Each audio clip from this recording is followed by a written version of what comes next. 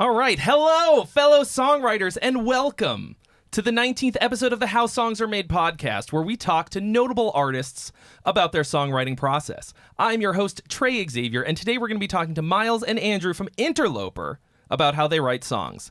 Today's episode is sponsored by the amazing DistroKid and their awesome Splits feature. This is the DistroKid feature that I have used for sure the most. Basically, you can easily split all the incoming money from any given track or album between yourself and unlimited collaborators. So, for example, if you and a friend collaborate on a track, you can set the split at 50-50 when you upload it, and then DistroKid's going to automatically split all the incoming revenue, and he's never going to have to worry if you're holding out on him. Your collaborators will need to make a DistroKid account, but they're going to get a 50% discount, so it's only $10. And as always, DistroKid never takes a cut. You and your collaborators get 100% of the earnings in total. So check the link in the description for 7% off your first year of DistroKid. And now, their new single, My Flame Deadened, is out now, and their debut full-length album, Search Party, is celebrating its 1-year anniversary. Please welcome my guests, Miles Dimitri Baker and Andrew Verretta of INTERLOPER. Hello. Hey. Boys, how's it going? Good, man. I forgot to hit the applause button, but I've got one. Wait for it. There we go. Oh, yeah. There And the we party go. horn. Third tries the charm. I like that. Happy to be here, man. Yeah, thanks for taking the time, you guys. Hell yeah. My first multi-person in-person guests. I've had in-person guests a couple times now, but it's only been one at a time. And now here's the dose of you, just so people can know for sure that they're actually here in the same room. Because it's been like a couple episodes, people are like, wait a second, are they in the same place? What just happened? It's all camera work, man. Mm-hmm. It's all camera work. I've got a slightly different setup, and I'm messing around with some different stuff over here. I've got my little iPad so that I can read the comments without looking like a weirdo. Yeah, how are you boys doing today? Good. Man. Yeah. Chilling? Good. Made it here. You One made piece. it here. Yeah. That's right. At the crack of before the crack of noon. Yeah. That's a tough one. Yeah. It was tough. Difficult We had for a, me. we had a phone sure. call about it last night. We were both scared. We were. Yeah. I was like, dude, are you going to bed? And he's You're like, yeah, set I'm already 6 in bed. alarms. Yeah. I think I set 7 or 8 actually. I had 3. 9 o'clock, 9:02, and 9:15. It's brutal. Yeah. I woke up way earlier than you for no reason. Just like, whatever, When you've dude. got a thing to do and you know that it's coming in the morning, you'll wake up like way before you need to, and you're like, fuck, now I can't. You don't get the requisite amount of sleep ever. Yeah, man. It's hard to sleep when you know you have something to do. It's like when you're leaving on tour or something, and you're like, oh, it's my last night home. You're like, good luck sleeping. It's like Christmas. You guys were so excited to see young Santa Claus. It's like that pre-sleep, the pre-Christmas stress. I don't know, just like the anxiety Yeah. of what presents you're gonna get. Yeah. And today my present was you. I am both Santa Claus and gift. That's right, dude. Got to do the unboxing before the stream. So anyway, we're here to talk about what I consider to be the most important part of the entire music industry, actually. I might be a bit biased, but like the way that you go about writing your songs, the actual process of how it's done. And really, there's only one question in this interview in the podcast, and all the other questions are follow-up questions to this, and that is, what is your usual songwriting process, and was it any different for either the new track or the full-length album from how you've done it previously? Yeah, so it's typically like what we'll do is like I'll write something kind of more independently, or Miles will write something more independently and then present it to the group, and then from there we'll kind of collaborate. That collaboration period is not something that like I have really ever been used to doing, because I'm used to just writing on my own and completing songs on my own. So with Search Party, that was definitely a new thing, and it had its hurdles for sure. But I think that he and I definitely learned a lot about each other and about our brains. Yeah. And so through that, I definitely like have noticed in my writing, like I will almost like pre-compromise what's being written, so that just because I know that he's probably going to like this, or I could go this direction with the song, but Miles probably won't really like it. It's kind of not his thing. And so that kind of stuff goes through my head when I present something now. And I learned that through the process of writing Search Party. So that was definitely like a big thing for me. Yeah, and then with the newer one, I guess it's like the same thing, you know. That one, My Flame Deadened, is like definitely a song that's, I feel, further in my direction of songwriting, but Aaron and Miles both like really enjoyed it, so I think it worked. But yeah, that's definitely a big thing, man. Yeah. I mean, it's a tough balance too, and I think doing it on like with importance, you know, we had signed with Nuclear Blast, and we had like, you know, it was like, this is really important, you know, and that kind of thing I feel always adds stress. And I think working together, and during the Search Party process too, there were a lot of things changing, like personally as well as the band. You know, there was a bunch of stuff going on, and like members, you know, there's a lot of stuff happening, you know, a lot of different parts moving. Yeah. So it was like a hard area to kind of navigate. You know, there's no like guide, like, hey, how do you deal with this? It's like, figure it out, you know? And so, yeah, like Andrew was saying, we went through a lot and learned a lot, you know? And I think everything like moving forward too is hopefully going to be even easier, you know? Because it's like, that was the first time we wrote like a record together, you know? Or like, you know, even just like a group of people coming together, produce the record. That's a tough thing to figure out. And I don't think probably anyone who does that ever nails it like the first time. You know, it's an ongoing process of learning, you know, like Andrew's saying, bring this to the table, keep that, you know, it's balance.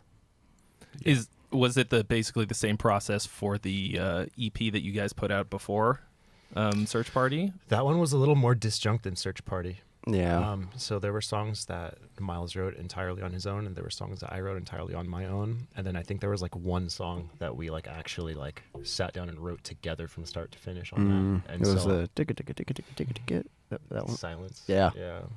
Should know like that. we forget the names of our songs. So we still go off of like the working titles in our heads, and like we have to like hold our tongue. Yeah. Setlist has all the working titles on it because that's how you remember it. If I do that, I will say them out loud. I can't do that. I have to force myself to say the actual title, or else I will say it.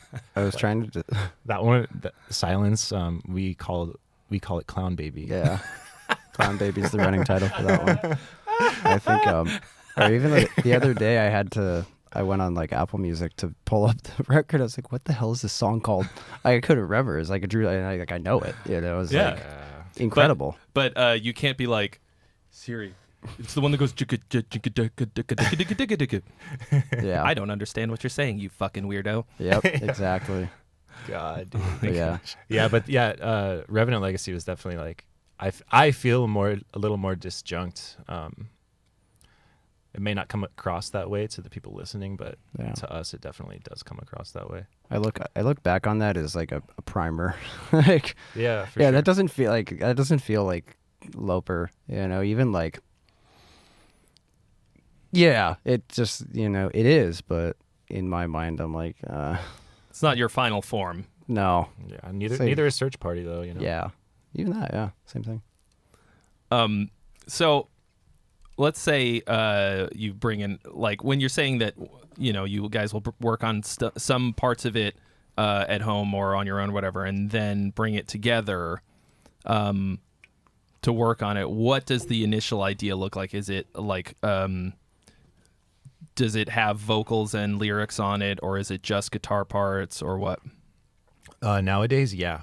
Nowadays, because Miles has been doing a lot of work on his vocals, and it's like super sick. Honestly, it's super cool. And so he's writing stuff, and he'll send them like pretty fleshed out sections with vocals and stuff, and he'll say, I don't really mind like these vocal parts being taken out, but like I really like this. You know, so we should keep that. And then I do that as well with the stuff that I present. Like I'll write like, you know, most of a song or just like a chorus, because the chorus melody is the first thing that came to me. Like the new single, like that song was rooted from I just started humming the chorus melody, and then I wrote the song after the chorus melody. I think I remember you telling me about that too. Yeah, I was just like watching TV or something, and I just started humming that melody, and I was like, oh, dude, that would be sick. And then I went to my computer, and then just kind of it went from there. But yeah, so it is definitely pretty fleshed out, and then from there, we'll try and find and refine the direction and where we want everything to kind of sit and fall, and if things need to be chopped or not, because I feel like that's a very important thing, is being able to chop parts off of songs that don't need to be there, even if you don't like them. Something that I even if you like them, you mean? Or yeah, even if you like them. Yeah, sorry. Yeah, I've definitely like started songs before and ended without the riff that I started the song with. You know, I've written 3 songs recently that the main riff, I've written it around, I kid you not, 3 of them, and that main idea has not made it into any of them. I don't get it. Yeah, and you know, sometimes it's like you got to be, I mean, most times when you're writing, you have to be able to be honest with yourself and step outside of like, I really like this, I really enjoy this, I really enjoy playing this. But if it's not working in the song, then it's probably not the right move to keep, you know? It's just something to come to terms with that I think it was difficult for me earlier on, for sure. Growing, like being immediately married to ideas as soon as they're born, you know? Yeah. So. And I think it's I think like in this case, for example, with this riff I'm talking about, and probably same thing with you, maybe if it's not like the same riff in different songs or something, but when you take it out and then the song starts to work a lot better, you're like, like I get it, you know? Yeah, it's one of those things where like you love it, and like I still like it's a kill. I fucking love this thing, and I'm like, it will find a home one day. But when it's been taken out of each one, when it's like, this isn't working, and that's like how everything has been written, it's like, well, what are you gonna do? You know, you can't like fight it.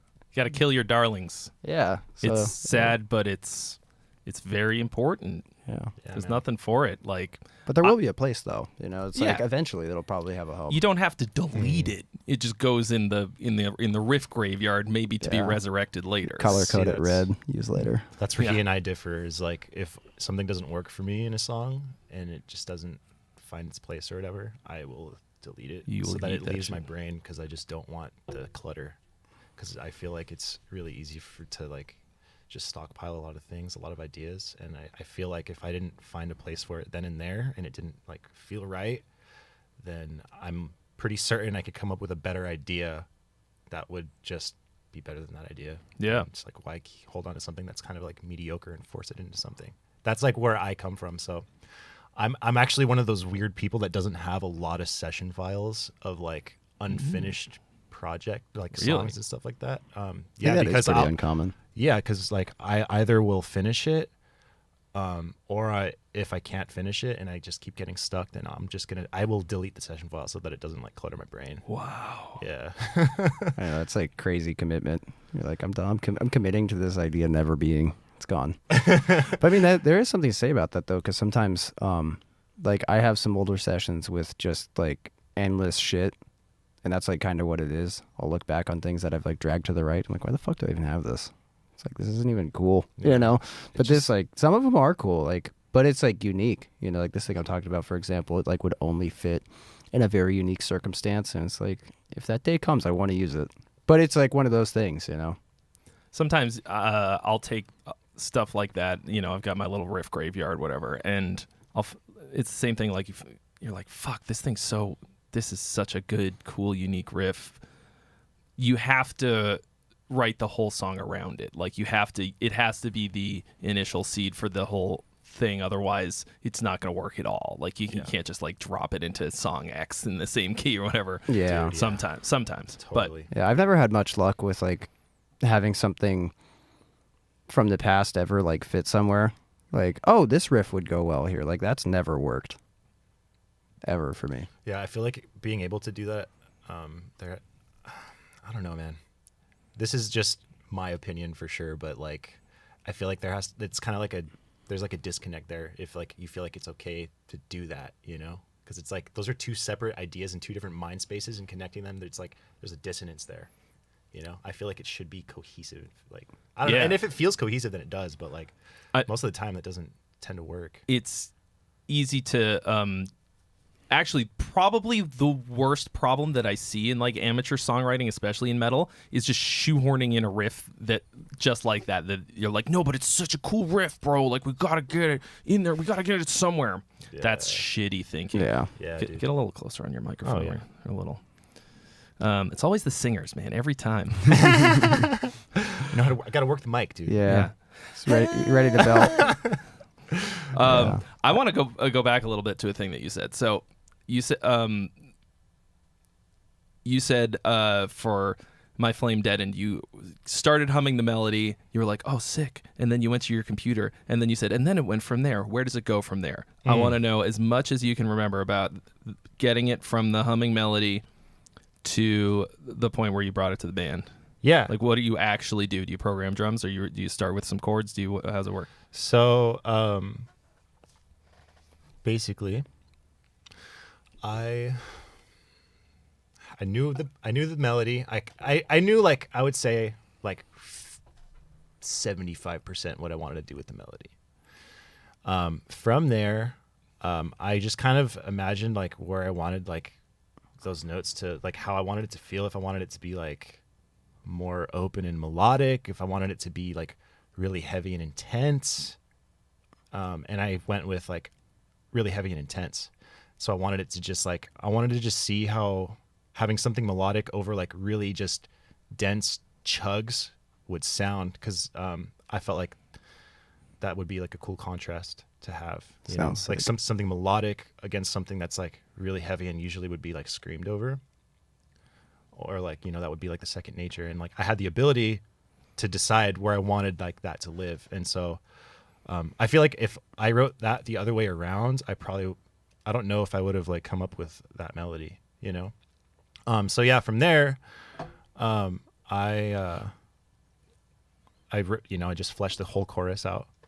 And then I knew that like, I felt like it was like a really strong, catchy chorus. And I just said to myself, this song needs to be based around the chorus. Like everything around this chorus, my job now is to build and make the chorus hit and be effective every time. And like have the rest of the song feel familiar. And like, you know, just lead up to that. So, that's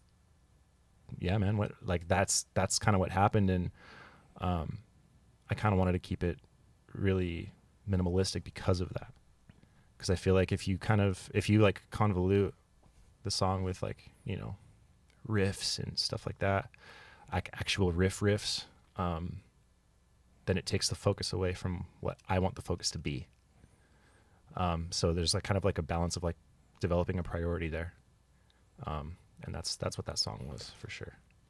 So you go in with a pretty solid vision pretty much straight away as soon as the idea occurs to you. You went in and were like, okay, this is gonna work like this, and then you just kind of go at it. Yeah, dude. Yeah,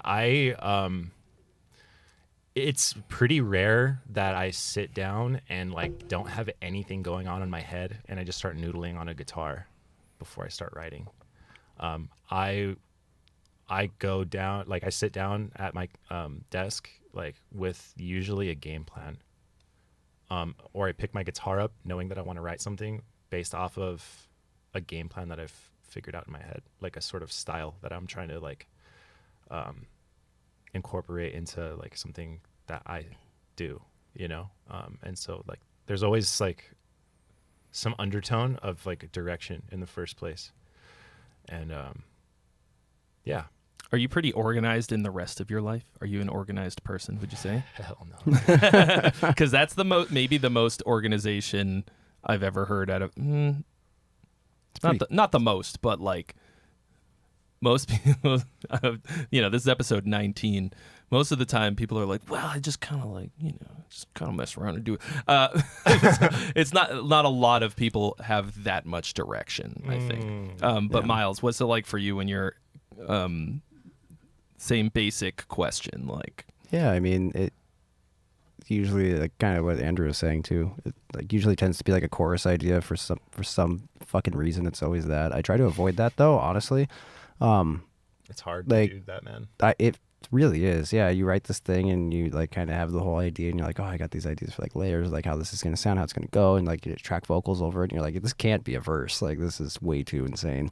Like, how am I gonna top this type of shit? But usually it's like a chord progression or a melody. And then from there, like something I've been doing recently too is you have like, here's your initial idea, say it's like a chord progression, right? And then like second half, you would have like a melody on it, right? So now that's like the development. And then the next section, say you're going from like a pre-chorus to a chorus, for example, that melody that appeared the second half of that pre-chorus now becomes like the chorus, and there's other stuff going on. And then on top of that, say the second half of the chorus, you get something else that's developed on top of that melody. So it's kind of like nothing new like entirely happens yet. You're like adding to it. And so that's like something I've been doing recently, and that's worked pretty well. But yeah, it's usually based around chord progression, melody. And I try to track like vocal ideas as I go, if I have them, and that will help a lot too. Because sometimes you could get really cool like phrases that could like tie parts together really well, or make something really impactful, especially over like, if you have something that's like a more like techie or technical type riff, the vocals are really going to be a big part of like that being super catchy, I think, because it's like, it's kind of how it goes. Yeah. I think that things that are techie can be really catchy. Yeah. But just because by the nature of them usually being very busy. Yeah, exactly. It's harder to do, and it's easier to make vocal hooks, I think, than... Yeah, it's kind of a blank template, you can do a little bit more, especially like screaming, like that kind of stuff with singing, I think is kind of not sick. I don't think it has a place like, like a tech death riff with like singing. Like, we've already done that. It's like, I think we look back on that, we're like, yeah. Tried it. I mean, it can be cool, but like, that's not really the focus. But yeah, so like chord progression, melody, that kind of like development idea is cool. For different sections, if I'm hitting a wall with something, what I try to do is go back in the song and see like, maybe this part that happened earlier has something I could pull from it to build around another part, or build another part around, so I did that with something, and it was like a tail piece to something, but it was like kind of a cool progression, just like a quick little thing, and it's like, okay, messing around with that, and that became like an entire section, and it's related to that. So it's kind of like, it's kind of tactical, you're like looking back and trying to figure out, okay, what can go here, because like Andrew was saying, if there's like a song and it's like riff or shit in there that doesn't really belong there, it starts to feel that way, and you run into problems. And I've had tons of problems like that, like having to cut shit, and it's like, this just doesn't work. And I think if you approach it like how I'm saying, at least for me, that's worked. You have things that are a lot more cohesive, because it's like nothing is really like a random idea here.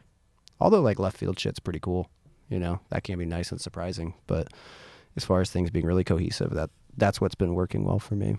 Looking back instead of looking forward. Yeah, like what the theme and variation, is like the idea. Here's your riff, development. That development now turns into the next riff. Do a development on that. And it's like you have this nice smooth flow of things that are all kind of like related to each other, so nothing's like super out of whack.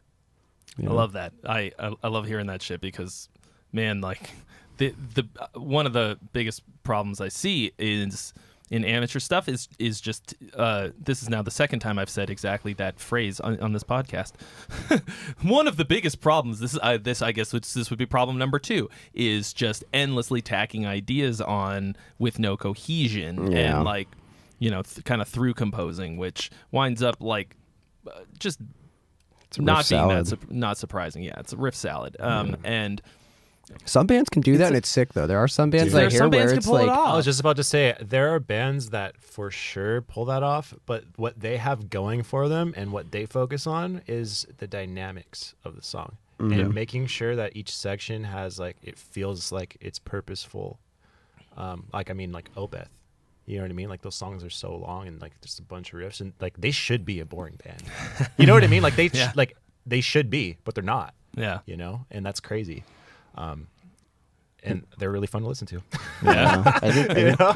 I noticed that too with like a lot of like death metal type bands, or even like Spite, for example. There's a Spite song I was listening to recently, and it was like there's a couple parts that come back, but a lot of it's really just like it's like tempo changes. It's just like this is all random and it's perfect. Like this is like the nastiest shit. Or like some Job for a Cowboy stuff. A lot of that like death metal stuff. Back in the like MySpace days, Job for a Cowboy was like the fucking riff salad band. Yeah, like, but it's cool. Nothing ever came back. Yeah. I didn't really listen to them that much, but even then I was kind of like, geez. Yeah. I don't remember any of this. I got into them. Where are we now? I got into them with like Ruination. When that record came out, I was like, holy fuck. And the production on that record. Oh, yeah. I can listen to that production all day long. That shit is it sounds bludgeoning. So the drums sound so good. The Yeah, last the one they guitar put tone, out was too. fucking Fuck. wild, man. Fucking Sun Eater? Sun Eater. It's so like I gotta go back and listen to it again because I haven't listened to it in a long time. But I remember being like, "Is this the same band? What the fuck is going on here?" That band changed a lot. They were. Man. I thought it was pretty fucking cool, but Yeah, I think I only listened to I don't remember anything off of it. I need to revisit that record. I'm sure people who are like big fans of them are like, "The fuck is this?" Everyone loves to be played mad. They played the same thing twice. The fuck? Yeah, dude. They have song structure. Fuck this band. The songs make sense. I hate it. Honestly, more than anything else, I'm excited to hear you talk about it like that and really be thinking about the song structure and the songwriting, because like I and probably a lot of people up to this point have thought of you as more of a guitar player than a songwriter, even though you do write, you have written in the past. But I think your public face is as an incredibly technical, shreddy guitarist. And Yeah.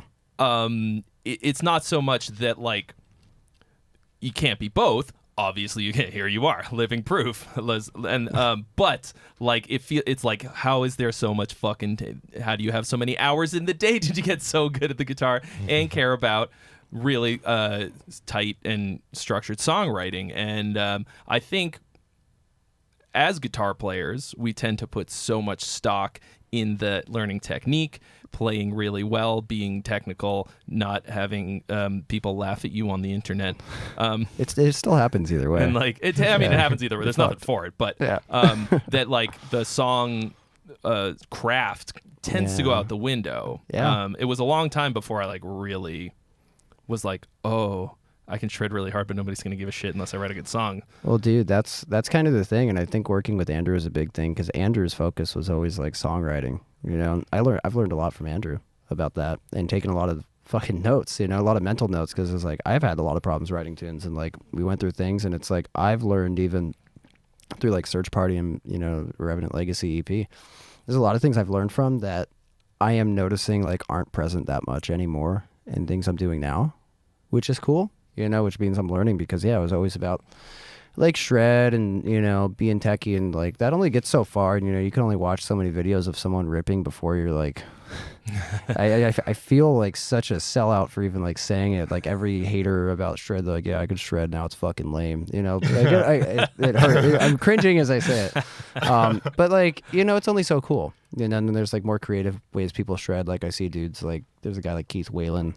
God blows my fucking mind. Oh, that guy's insane. Like Wes Houck, like Rick Graham. I mean, there's a bunch of people where it's like, it's cooler than like, hey, here's your 3-note per string shape at like 500 BPM, and it's just like, yeah, and like, dude, it's cool and it's impressive, but yeah, the songwriting aspect is definitely something I've taken like a much deeper look at in recent times. And like I've written stuff before, and like it worked. Like there was stuff before Rings with Rings or like other stuff, but it was never like the primary focus, and now it's like Andrew and I were talking about this on the way up. We're like, our playing's not like all sick right now. It's like, yeah, dude, I haven't sat down and played guitar in like 2 weeks. Yeah. It's like not good, dude. And I've been just like, You guys just got off tour, didn't you? Like, it was a while ago.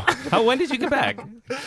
The end of March. Yeah. Oh shit. Yeah, it's been But yeah, I'm sure you'll get it back together. We've been like writing a lot though. Yeah, and and like mixing. I've been mixing a lot, and he's we've both been writing, and like writing doesn't usually mean like playing guitar. Dude. My playing You know is what I dog mean? shit Like, when no. I'm writing. Like, my playing sucks. I'll teach lessons sometimes, and they're like asking about something, and it's like I'm trying to explain it like to them, and I'm like, this is fucking embarrassing. Just because I haven't been practicing, you know. Like I can always get that back. That's the thing. It's like Yeah. if I sit down and practice, like my chops will come back. It's not like I lost them, but it's not the Right. focus, you Yeah. know. And I think that's cool, and that's something, you know, like putting focus into songwriting. Like, And to be Andrew's always done clear, that. That's cool.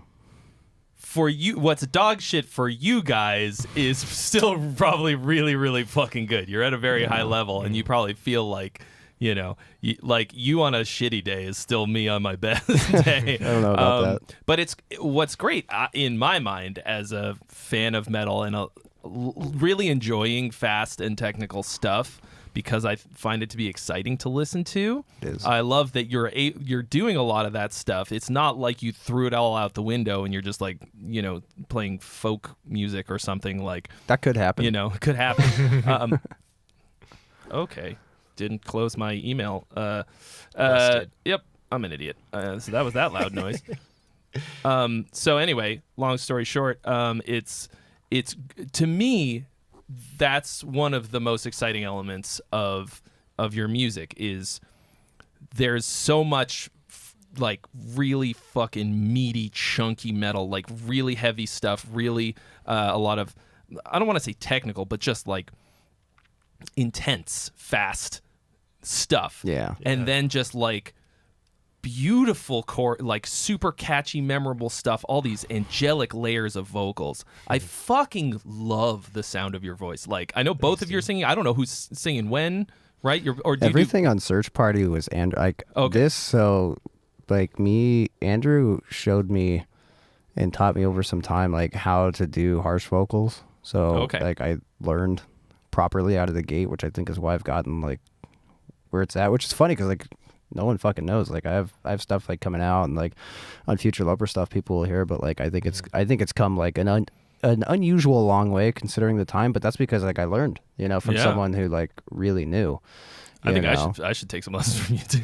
I'll show you. Yeah, I mean, it's crazy. I feel really fortunate to like have had like been able to learn, you know, from someone who's so good at it already and like Yeah. understands it. You know, it's because it's like trying to explain like, hey, can you move the inside of your body like this? You're like, what the fuck? You know, it's like a really Dude, hard thing to teach. It's like I need you seriously. to move this thing you don't know exists. Okay, and you're like, Dude, yeah. okay, but Okay, Yeah, so that's- you it's haven't Andrew you on haven't there. recorded any vocals yet. not that's released. I mean, there's Nothing stuff released there's yet. stuff that will be coming out. I think Interloper as well as like other project stuff too. Yeah, and he was doing he did vocals on the tour that we just did, and then Oh, like, he yeah. will from here forward. You know, he's gonna like help do backup screams and stuff when like I need a breath and I can't because you know when you write a song and you get demoitis and you don't think about the breaths that you need to take when you're Yup. doing vocals. Yeah, Yeah. So that type of stuff. Layering them in like just to get it the way that you want it to sound, and then you're like, oh, what have I done? Dude, Yeah. so But- bad. But it's wild. I don't think I knew that you could sing like that. I mean, did you you know that he could sing like I saw your old band play a billion years ago. That's where we first met at some show, or you playing with Vampire Squid. I said your old band. It's still a thing, but Yeah. your other band. And I don't remember hearing you sing at all. But like Yeah, I didn't. And I don't in that band. It's just like the harsh vocals. or you've been whatever, fucking screaming. hiding it from us. Well, I think we knew the whole time. Like we knew all along. And Yeah, then like, it's I've been singing for a while. I just I never thought that I was like, I mean, I definitely was not good enough to track as like a front man for a while. Like or as like, you know, a lead singer rather, until we like needed to have a different vocalist. Like, we Yeah. wanted- What happened was with the Revenant Legacy, we were tracking some stuff and so Andrew ended up tracking some of the like demos for that before we like kind of like right when we needed to do it. It was like all of this shit always fucking happens when you're like in a time crunch naturally. Like major changes, you're like, I know there's a lot going on, but we have to change everything. You know, so it was one of those things. And so he did that, but then I remember after that to like tracking Search Party to even to like now, the amount of like work that you put in just like singing fucking like he was already great. And now it's like, whoa. Yeah, now it's like really just like nose to the grind. dude, yeah, It's I like spent insane. I spent Shocking. a lot of time I spent a lot of time like making sure that like I was the singer that I wanted to hear on a record. There was things in my voice before that I felt were lacking that like I just wanted to focus on. And I did, and I'm like super stoked because now it's like there's like definitely like a world that's been opened to different a different tool that I can utilize and utilize it as like a dynamic tool in songs, and that's definitely sick. Do you have Sick and also tight. any particular way that you go about writing harmonies? Because you've got layers and layers of just beautiful, gorgeous, angelic harmonies on all of this stuff. Every single time it hits, I'm just like, oh. Do you have any kind of particular technique or anything way that you go about it? Well, no, not really. So like Good. So I was in choir for like throughout high school, and so I got really into like one particular choral composer. His name is Eric Whitaker. Yeah. And that guy definitely like opened my eyes to like just expansive wide harmonies that are like, really close together, stuff like that, like half steps and whole steps and like the chords and stuff like that. It just sounds like super crunchy. crazy. Yeah. And like I really dig that. I don't really do that in Interloper, but like it definitely like it kind of internalized my ear for like harmonizing stuff. So like what I'll do is like I'll get the melody, whatever, and then I'll just kind of hum along to it and figure out the different lower harmonies and some of the higher harmonies, and I just wing it basically, and then it works. like each line I like that's pretty much what it is. Like it just is it just like trial and error? Yeah, like sometimes the notes won't work, and then I'll try again and I'll hum and be like, oh, maybe I should like do this note instead of this other note because this is making it sound a little cheesy, and then I'll just like shoot up like another step or something or 2 steps, and then it's cool. Today on How Songs Are Made, just fucking wing it. Just fucking Sorry, that part I definitely wing it on. But there's yeah, man, like I said, it's like kind of just internalized. Like I'll know like if I like have a melody, like I'll already know that I'm gonna put like a fixed fifth on top of that. It's gonna sound sick. I know it's gonna work. And it does.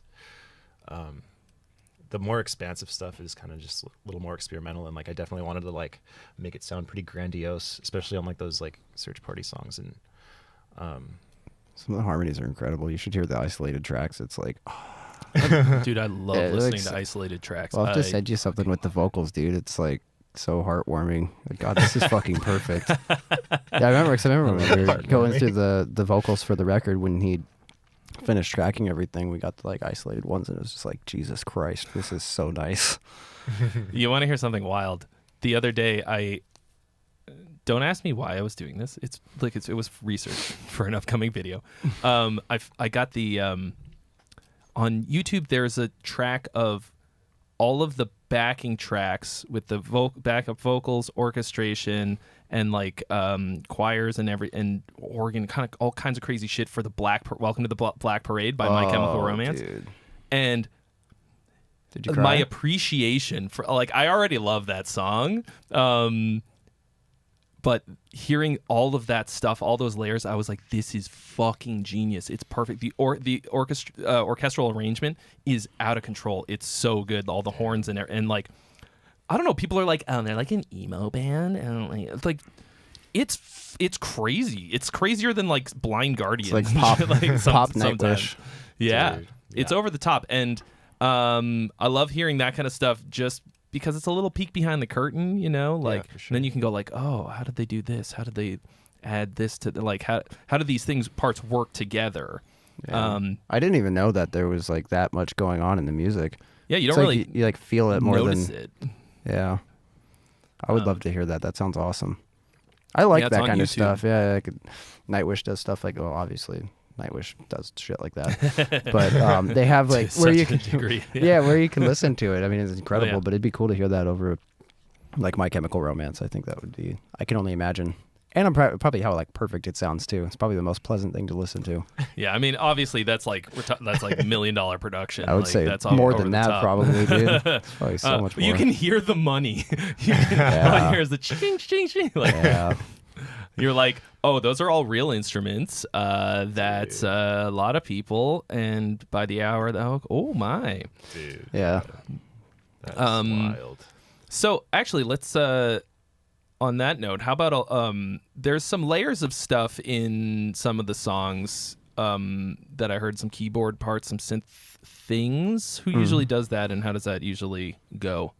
It's definitely both of us. Yeah. It's definitely both of us. And it's just kind of basically the same thing with like how we write songs. Like either I will do a lot of it and then he'll help, or he'll do a lot of it and then I will help, or we do it collaboratively. Like there's definitely been some nights that we've gotten together and just kind of gone through a song and just figured out like what would be cool here, what type of instrument would be cool here, and like what isn't working in this thing that's already here, and just stuff like that, just picking out the notes. And he's really good with the orchestration of like chord changes and things like that. Like he gives the chords like direction, you know, like there's like a lead line in all of them, you know, like Just like the ones that he does. voicings and stuff like that. Yeah, like he'll emphasize different voicings. Yeah, but I try to like layer stuff like that too.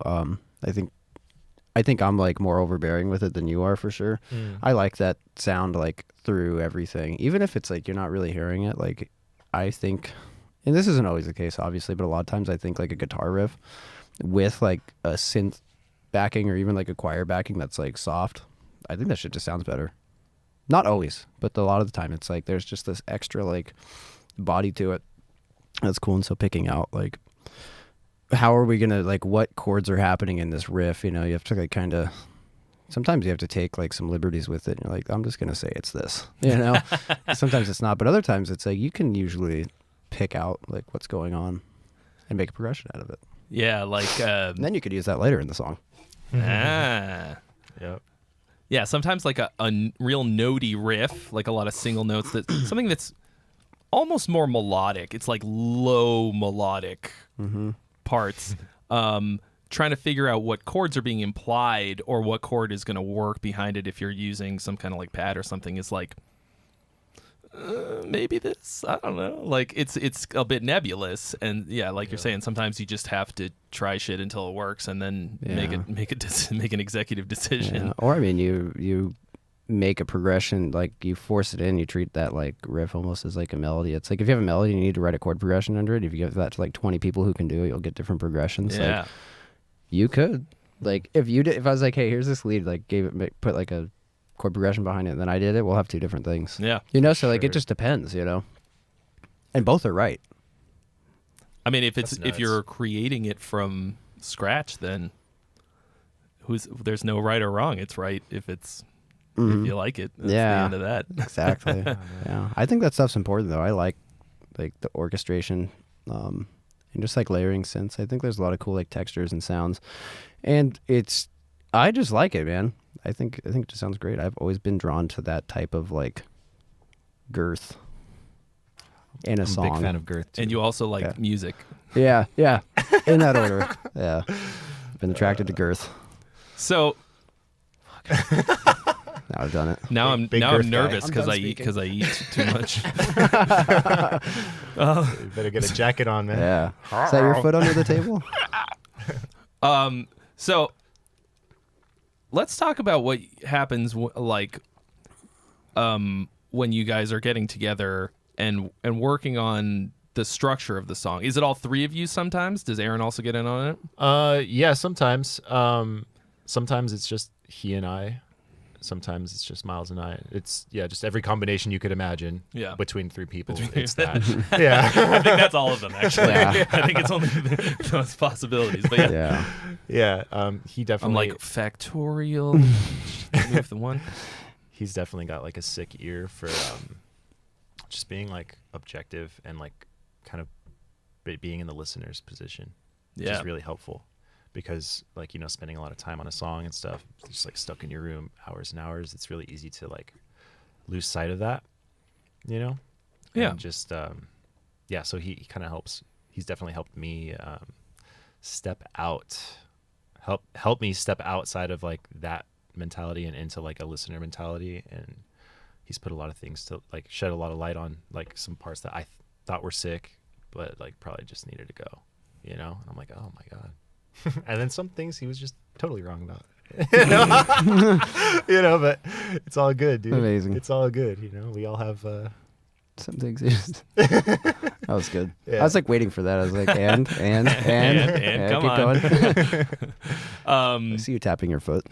What's maybe walk me through like one that changed a lot from the initial version that one of you brought to the table to the end, and like what are some of the things in the process that caused it to change, like stuff you cut, stuff that you added. Drift was pretty big.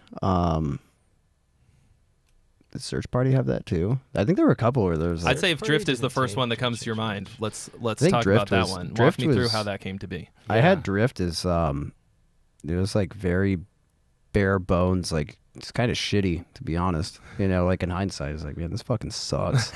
And I'm trying to remember it. So like that first riff wasn't even there. Mm-hmm. There were things in it that like stayed in it, but were like decorated differently.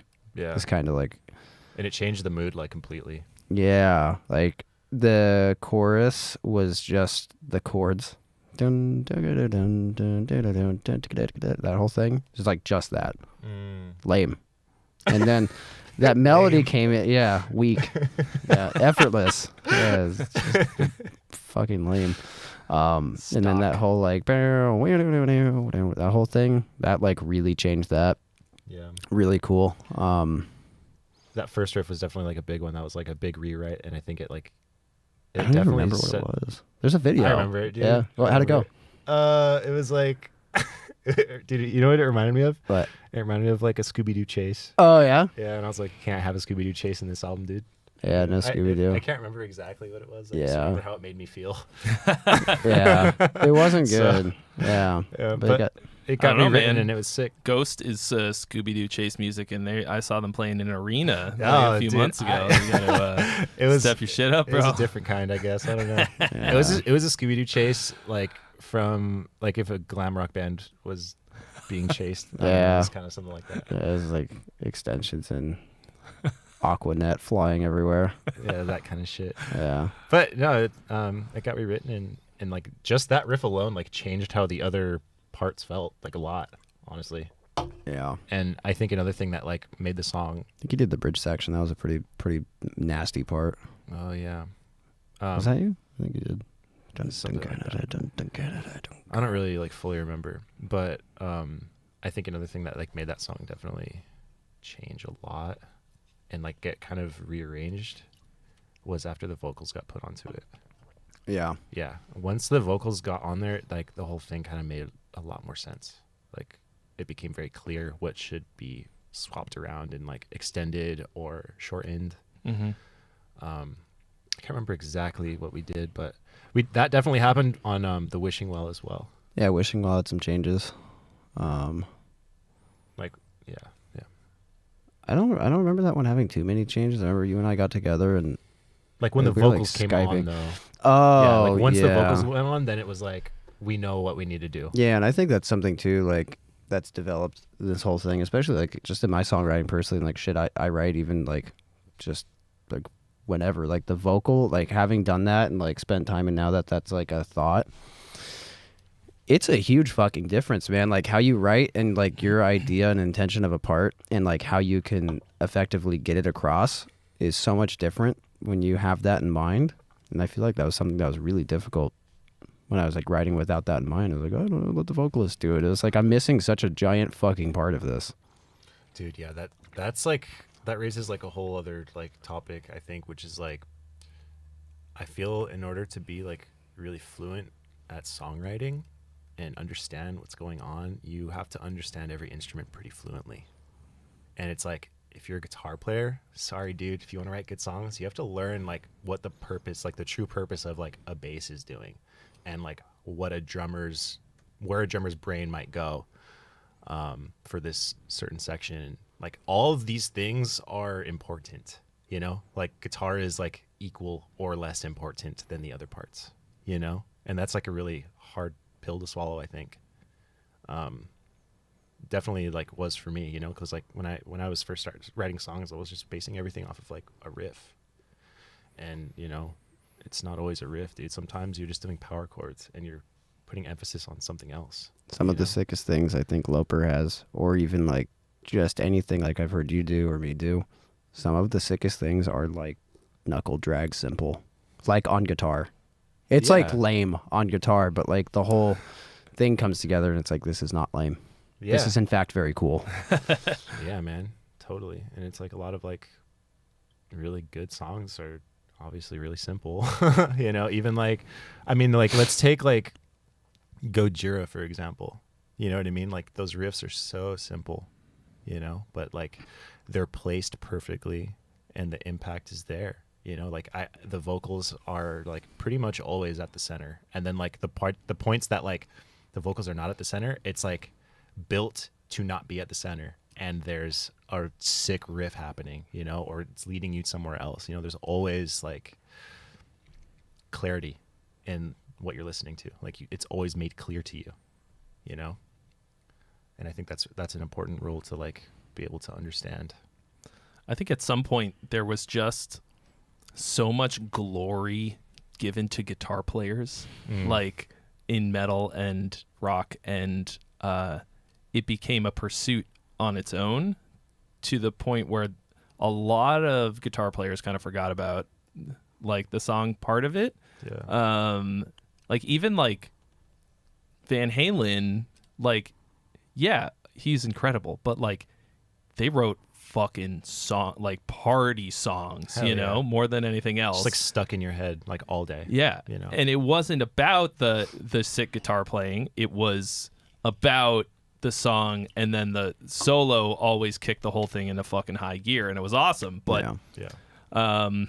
you know, the song is the thing that people come back for. And in other genres of music, it's just clear that the vocal is the most important thing, because that's like, I don't know that any pop song or hip hop or whatever, something on the radio that's really popular, like if it didn't have some kind of backing music, I don't know that it would hold together as well. But people, when they're listening, they don't really hear the other stuff. They hear it, but they don't think about it. It's just kind of there, and then the vocal is the thing that they latch on to. Yeah. Well, it's all really like good is the thing. I'm thinking of what's that song, Havana, Camilo Cabello? Mm-hmm. You know that song? That's one of yeah. That dude, the music behind that is so sick. It's really good. It sets the mood. Yeah, it does, and it's like it's just solid. You know, like that. I think that is a big component to that type of music. Some of it, I mean, there is some music I hear where I think the backing is like not, and I don't get it. But sometimes it does not fucking work. Yeah. But it's also, if you write the vocal right and perform it well, like you can get over a lot of that. I don't know. It's interesting in metal because there's so much emphasis placed on, even by just the casual listener who's not a musician, a lot of emphasis placed on the instrumental virtuosity or the writing of the riffs or the parts, you know? Yeah. And I think that's really cool in a sense, in a lot of ways, because I love instrumental music even, you know, and like I like listening to the parts. Tickles my musician brain a little bit, but also just like enjoying it as a listener. And I think a lot of genres of music can't do instrumental stuff because people wouldn't. They'd be like, okay, when's it start? When's the song start? You know? Like, or it's not interesting enough. Yeah. You know? When does the song start? When does the song start? I say that a lot, man. People send shit into me to listen to on the Friday stream, and I'm like, okay, like this is a pretty cool backing track that you wrote. Where's the song part of the song? Damn. And I it's not even that they're doing something like so wrong. It's just like they just didn't even think about it. They're like, oh, I wrote these fucking sick riffs. Like, no, that's not good enough just yet. Dude. But I like that there's kind of this compromise in really well written metal. Not a compromise so much, but just like enough focus on the instrumental parts of it that it's ultra sick, and then also this great song written on top of it. I hope. Dude, yeah, definitely. I feel like in metal, I mean, I don't really have any experience writing other styles of music, but I definitely feel like it's definitely felt for me over the years to be like a difficult thing. Being able to shift priority from like the listener's perspective, like vocals or the guitar riff that I want you to pay attention to, like these kinds of things. It's difficult to like do that smoothly in metal, you know. I feel, it's like it's so easy to like get caught on like a riff that just like, oh, you know, this is sick, and then it's like, okay, but this song can't do this forever. How do I get out of here? You know, what do I do? You know, it's definitely something that's tough. Yeah. Yeah, Trey, can I use a restroom? You sure can. We can take a quick commercial break. We're over here. I mean, look at all the beverages that are on the table. Let's just hold up the classic Miles. It's like tour all over again. Dude, I'm the same way. Like, I know we're right in the middle of something, but I gotta go. No, it's all good. I'll be right back. You got to do your thing. Yeah, you go for it. We'll just hang. We'll talk shit about you. Yeah. That's what I This do is anyways. one of the. Oh, careful! Don't pull the hole. He would too. Yeah, we're gonna talk shit. One of the benefits of having more than just two people sitting here at once. If it was, Yeah, we can just keep going without him. Screw that guy. Well, let's talk about. Let's see. So, well, I have a whole fucking list of. I forget that I've got my list of cool questions. I've got one. I had one, but I just realized it's like gonna make more sense to have both of you here for that one. So like, which song on the album would you say was the hardest to write, and why is that?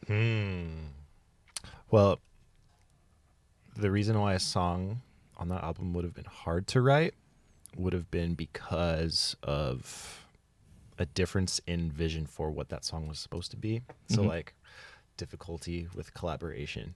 And that song would probably have been, I would say, Idle Years. Idle Years and The Wishing Well. Those two songs I think took the longest to like get to the point that they were at.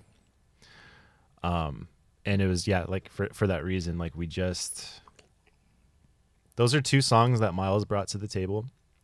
And like Aaron and I saw the song going into like a different direction than he saw it going in. And like, there's a lot of back and forth, and it was like, this is too busy here. And he's like, no, this has to stay because it's perfect. And it was just like that kind of thing, just back and forth, kind of just tug of war with that. And at least that was how The Wishing Well went. And then Idle Years, I think, turned into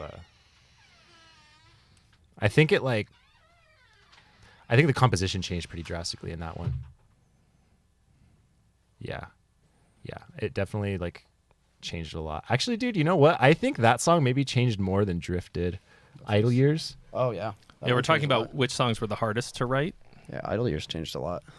That was a big one. I'm trying to remember how that was that like changed. well, dude, I remember I like rewrote it like with what you had, and then like I added some like a lot of stuff, and then we cut a lot of that stuff, but like we kept like the bridge basically. Remember? The bridge. How I like made that intro riff into like the bridge or whatever, and then yeah, like, the solo that section. Oh thing. yeah, you rewrote the melody in the beginning.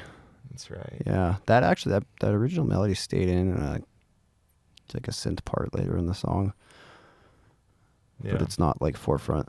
Mm-hmm. Yeah, that, and then the pre-chorus melody. Did you do that or did I do that? I think You did.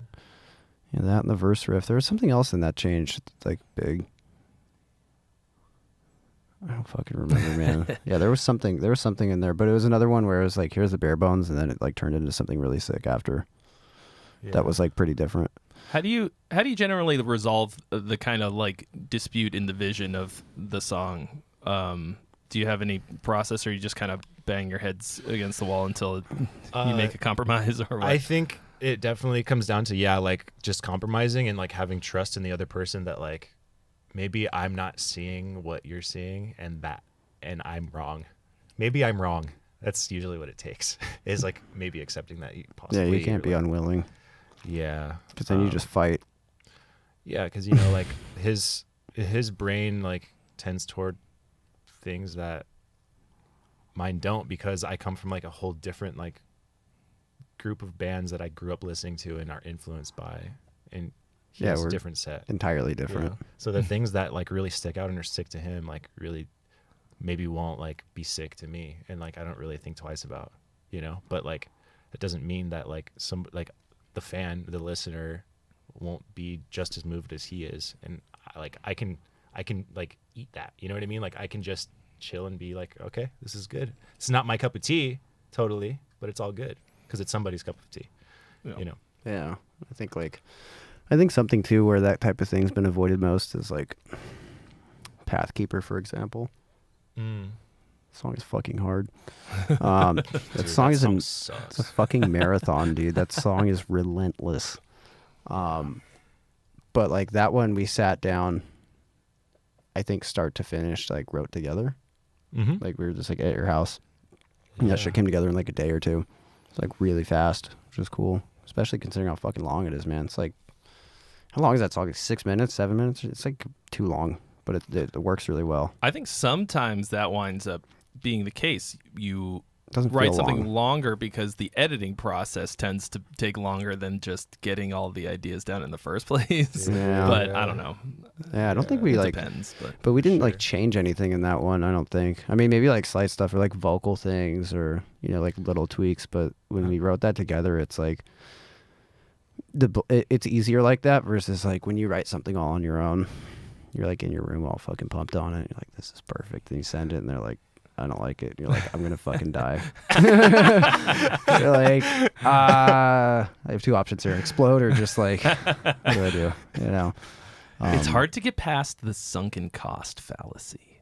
When you've worked really hard on something, you think that gives it some like inherent value. Oh, dude. Yeah. And then if people don't Absolutely. like it, and you're faced with the prospect of like having to yeet some of your hard work, your hard-earned yeet it. riffs, to yeet it into the ether, and just cut them or whatever, and you're just like, Yeah. but dude. Yeah. Time invested does not always equal value. It's not No. always proportionate with the value. Yeah. that's extraordinarily difficult for me to accept a lot of For the time. sure, dude. I think It's like, somebody like deleting your save file on like some video game that you have like 100 something hours in, 200, 300 hours in. And it's like, Yeah. it's like not really like that valuable. Like you beat the game already, this and that, but like it's that time that you spent on it that was like important, Yeah, and I think like with you and I too, especially having such. I just noticed you have a propeller hat also. Oh, Yeah, dude. I got one. a lot of It's wacky like the same hats. one. Yeah, I have that. I think it's probably the same one. Should've Oh. brought It's it. pretty tight. It's pretty I tight. should have fucking worn it. Damn. I'll bring I mean, it. you I'll could bring wear- it another time. You could wear that one. It's Well, I can't. It's right there. How's the propeller supposed to spin with this thing? yeah, it's not. It won't fit. It's not gonna work. The But problem with the headphones yeah, makes use less fun hat options. in ears dude. when you have the propeller hat on. Yeah. That's what you need. But yeah, I think having like different musical backgrounds like that too, it's easier. Like when we write stuff together, I think it works better. Like for people who are doing like this type of thing, I think that tends to work well. Or maybe I don't know. It just depends. It's hard to get like on the same page entirely. Even if you are on the same page, it's like just like background wise different. Like you like stuff I don't really like. I like stuff that you don't really like, and it's like working together. Some of these songs are fucking awesome. And some of them we go through a lot and they end up being awesome. But it's just like a thing trying to figure out how to like find the same vision sometimes, I think that's a big thing that like people don't necessarily talk about with bands. Well, Actually, maybe they do. I don't know. I feel like people do talk about that, but I think it's important. probably really hard for you guys to see how great the sort of mashup of the things that you like together will be. Like, if you guys just listen to the same stuff and you could just agree on everything and everything you brought to the table worked together really well, it could be because it just sounds like a lot of other bands. Like, Yeah. I use this example a lot. Lennon and McCartney made some of the greatest music ever because they were super fucking different. You know, John called he called it like fucking like grandma songs, like, oh, Paul's grandma songs. And like, and then like John's like wacky fucking acid music, you know, like that was just like, he's just like, just wild psychedelic shit. But it was the two of them working together and like putting those things together that made something new and great and exciting. Yeah. And if it was just one I mean, you listen to their solo stuff and like some of it's really good, but most of it kind of sucks because they needed each other for the balance and the excitement and the tension and stuff, you know. Like Paul went off and made a lot of nice grandma music, and John went and made just fucking weird music with Yoko Ono, and like, you know. So I think it's probably, I imagine, difficult for you guys to figure out what it is that you're gonna do on that front, but it's I think that's important, though. That's something I think it's like, really with this important. upcoming record we're gonna determine, because we already have stuff too, but like it'll be cool to really come together and like pin it down for the next one, so it's even more cohesive. Try to. Yeah. Put the effort forth at least, you know. And I think that'll be cool, you know. There's a lot of things have changed from like search party writing process to now. Like things are like drastically different. In a good way, not like let's hear it either. it's been a fucking stressful year. Oh yeah. Yeah, just a lot of stuff happened, a lot of different changes in like, you know, just personal life. But like it's all good, you know. Like it's not like was tragic or anything. It's not like something happened. You know, it's just life stuff. You know, it's good, and like spending time developing. What would you say is different about the process of how you guys are writing songs now that's different for the stuff you got coming up? If you get, I think that it's like more collaborative than it has been. I think that's the big thing that's changed, is like we're very much like either at each other's houses or like on Skype, like when we're writing these songs, so that we know that everything's gonna work. And like and like I said kind of earlier, like at least from my for sure from both of our perspectives, like we're both writing things with, and presenting things that are like pre-compromised almost, and that wasn't really much of a thing before with like Search Party, like not as prevalently. Like I'm writing things that are like, for example, like more melodic than I'm comfortable with. Like I'm using more like chord progression based things, you know, and like that's not something that's like second nature for me, you know. And he's like bringing more like riff heavy kind of things, and like that's something that like I like to do and bring to the table. So it's kind of like we're kind of like trying to turn into each other a little bit, you know? And it's cool, man. So is it just that you were starting the collaborative process earlier in the process, like rather than developing the idea on your own a bit, you just kind of like have the idea and then you bring it and you guys work on it all together? Yes and no. Maybe it hasn't changed at all. Yeah, dude. I mean, I don't think it's so different. The way that we're working now is somebody will work on something and then bring it to the band. It's so different. It's so different. It's made its way back to the same thing. Came in full circle. Well, I mean, the thing is, like, we have stuff written for the next record, or potentially just like singles. Like, it doesn't matter. Like, just, like we need to just keep fucking putting music out, and like the 2-year between records thing is just stupid. Like, it's like a bad idea. I would say.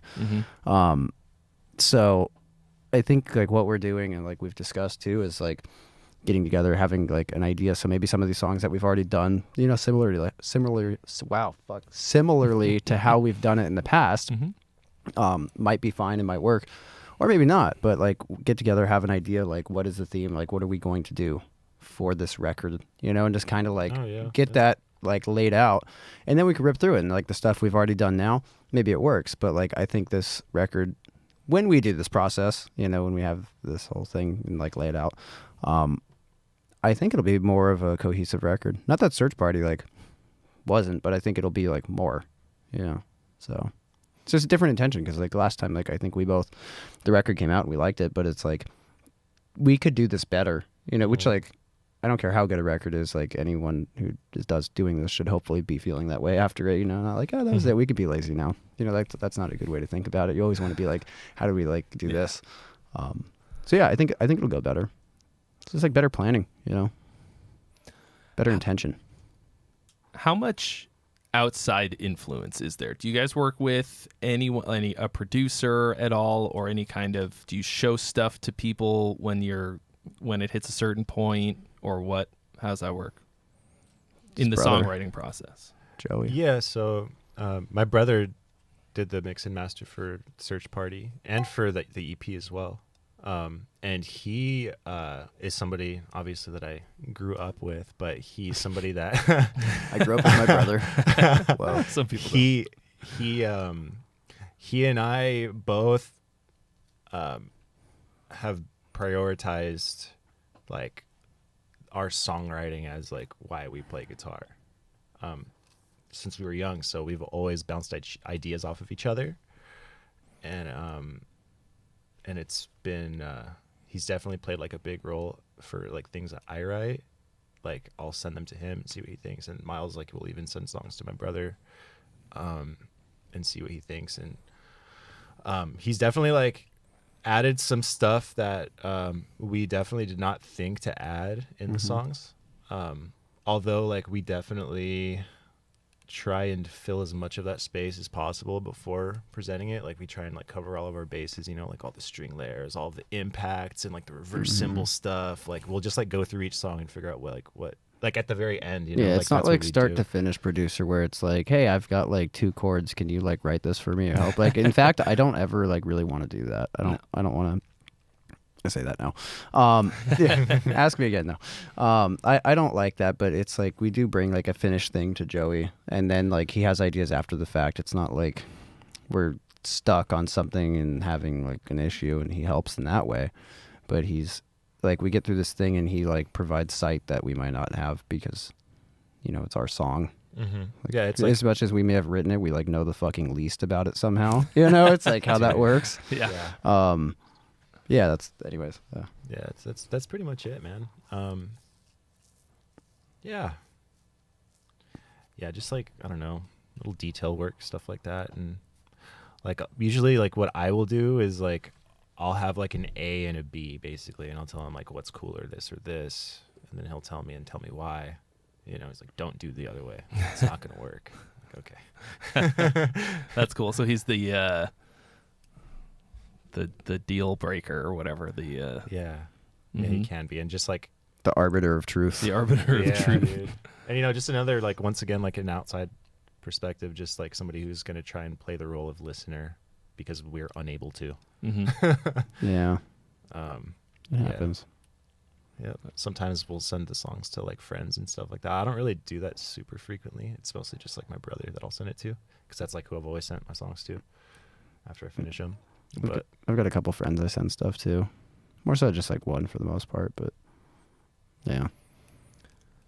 I'm curious as to how much I don't want to say formal training, but like any kind of education or even just your own kind of analysis in terms of songwriting and composition and all of that kind of stuff. Do either of you guys have some of that, or do you ever to go to school for it or learn theory or anything like that? Yeah. I learned a lot of theory and was taking a lot of lessons for a long time. I was taking a college course in high school for a couple of years. It was like at a point I was taking 7 lessons a week. Yeah. Oh shit. Jesus, I didn't know that. Yeah. That's crazy. I had 5 days a week of school and then 2 private teachers outside of that. It was out of control. But I mean, most of that wasn't like technique stuff. It was like music theory. Okay. And then like analysis. We'd go through like classical songs and do the harmonic analysis, and then things like that, just like different songs, and figure out like what it is, chord progressions, voicings, like the technical aspects, like function of harmony. I don't think that necessarily equates to writing a good song though, but it's good information to have and it's helpful, but it's like it when you see something cool, you can figure out what it is and be like, oh, this is like, I have a reason why this is more than just like, oh, it sounds nice. You know, it's like, you know exactly what it is. Well, you're learning kind of the building blocks of the song. Like you just knowing good harmony can't help, like, won't make you write a good song. It's not enough to do it by itself. But just understanding for stuff, you know, like how to hear something and understand how it works, I think is really helpful. You know. Yeah. The only training that I have is informal, and it's from Miles. Pretty much when we started hanging out, like, he would definitely help me out with like what certain chords like were, and he would, like, you know, just kind of guide me on, like, honestly, like technique stuff too, because like I'm self-taught, and I definitely have picked up really terrible habits over the years because of that, because no one told me not to. And so yeah, that's honestly it. Yeah. ain't nothing wrong with that. Yeah. I think there's a good balance, though. I mean, a lot of people when I teach always ask like about that type of thing. Some people want technique, some people want theory, like yada yada yada. I think it's a big balance of like what to learn and how to use it. Like how does this apply? Like, you know, you could get into some like real egghead shit with theory, which I mean I think can be kind of exciting, but isn't really helpful. You know, it's right? Like it only does so much. But I think it's good to know, but also you have to explore and understand how to use it. Like just because you like know a scale doesn't mean you know shit, you know? Like that's not how it does not equate that, you know, or like some people have like a degree and have like come to me for lessons and like, you know, kind of being weird about it. I'm like, I don't care. Like it doesn't mean anything. Like, can you explain it? No. Then like, let's talk about it and figure it out. 'Cause you need to be able to understand why. And just because you have like those tools in like your mental arsenal of stuff, like being able to apply it well is different. And I don't know that can always be taught. You know, I think you need to spend some time. It's like when I was learning stuff, I would learn, here's this thing, and then I'd like try to write something with it or like understand it. You know, you can't just like remember it and be like, okay, I totally get it. Like there's so much more to it than that. Yeah. That's like ask Guthrie Govan to play something in Lydian and then like Joe Blow to play something in Lydian. It's like that guy spent more time. You can hear it exploring. You know, I can't go up on stage and just hold my music degree, be like, yeah, see, Yeah. like, Yeah. no. It's just like the passion for it, man. I think that applies in like even other areas of life. Just because someone has like a degree in something doesn't necessarily mean they're like great at it.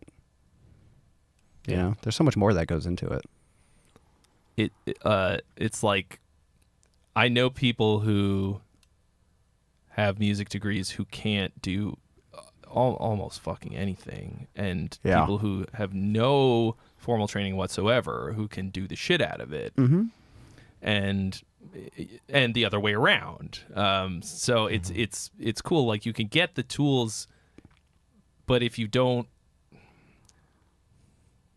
I don't know. I'm It's trying hard to think to of a good describe, metaphor. dude. Like you gotta on some level have a vision for what it is. There's like a level of do. intuition involved, right? Kind of, you know, just like it's kind of that idea of like being book smart versus street smart kind of thing, you know. And application, I think, is everything. That's where things are learned. And it's like, you know, like somebody that just got like, that's on their first day being a doctor. You know what I mean? It's like they don't know shit. That's why there's like all of those roles that they have to go through because they're only book smart, you know, and they have no actual experience. And that's everything. That's where you sink or swim. Yeah. Or like a creative attorney or someone, you know, like there's more than just the law. You know? Like that kind of thing exists.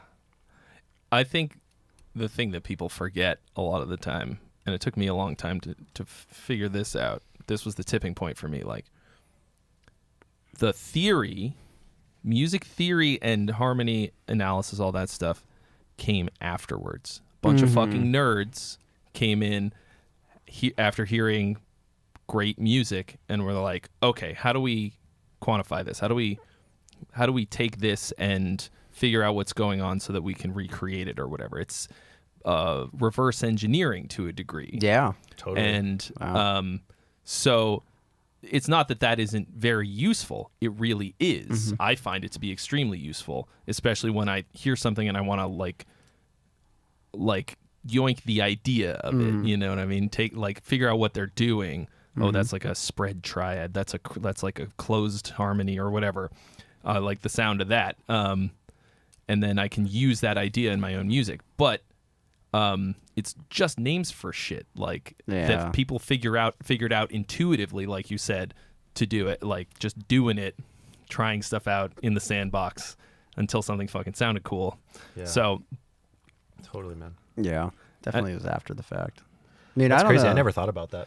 Yeah, I mean, it's pretty wild stuff though. You think about that, just like the level of like who figured out notes and like the circle of fifths, like who fucking came up with that? It was so much trial and error. Out of control. So much, I think. I mean, they literally changed, like, for example, the pitch A was. It used to be 432, like 432 hertz, whatever was A, and now it's 440. They just fucking changed it. Like, was there a committee? Yeah. Like, was it someone was just like, now it shall be different, and that is the end of the discussion? Like, minute. I didn't get to vote on. I mean, it was hundreds of years ago, but like, so I don't know. Like, I appreciate that there are people who care enough about that stuff to spend the time to decide those things, decide our or life. to care about. I don't. But at the same time, it's just fucking wiggly air. It's literally the air vibrating at X, like, frequency vibrations per second, and all this other stuff is completely artificial constructs, like us just putting names to stuff that sounds good or doesn't or whatever. Yeah. And then even going like, this is a dissonance, this sounds bad. People are like, oh, that sounds bad, I like it. And we get like a perfect fourth used to be a dissonance. You weren't allowed to play that in a church. Yeah, it's a devil's note. It's a fucking wedding song now. It's like it's stupid. There's so much just a lot of arbitrary things that just had to be decided just so that we could fucking move forward and do stuff together. You know what I mean? Like, if everybody tunes to a different A, it's not going to work. It's not going to sound good. So they were like, all right, this is the one. Can we all just, this is good. Okay, let's just fucking go. Like, here we go. Like, Machine Head does the they tune to 448, I think, or something. It's like one of those bands that does it like sense off. Yeah, I think like Pantera, I think tuned to 432, that kind of thing. Like, it's like Metallica, like those earlier albums are all like really sharp. I don't know exactly. I think it's because they recorded tape and sped it up, but I don't know. Like, okay, I remember reading the first Poison the Well album they recorded. They like didn't tune the guitar with a tuner or something, so it's like halfway between E and F or some shit. Oh my god, that's hella punk, dude. And it's just like, I mean, if it sounds good, it's fine. Like, nobody. It sucks if you're trying to learn it, if you're trying to play along. Yeah, that's one thing I think about. It's like kind of weird, inaccessible. Then you're not like, that's only a problem if you're making music for musicians. Yeah. Seems very like true, dude. Hipster. Like, I play at 448. Like, okay, okay, oat milk.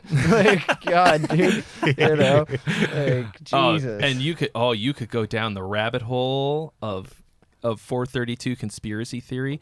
Oh my gosh, you see these things. They're like, look, if we vibrate this plate of sand at 432 hertz versus 440, this is what they're trying to sell you. And it got to the point where there was like, oh god.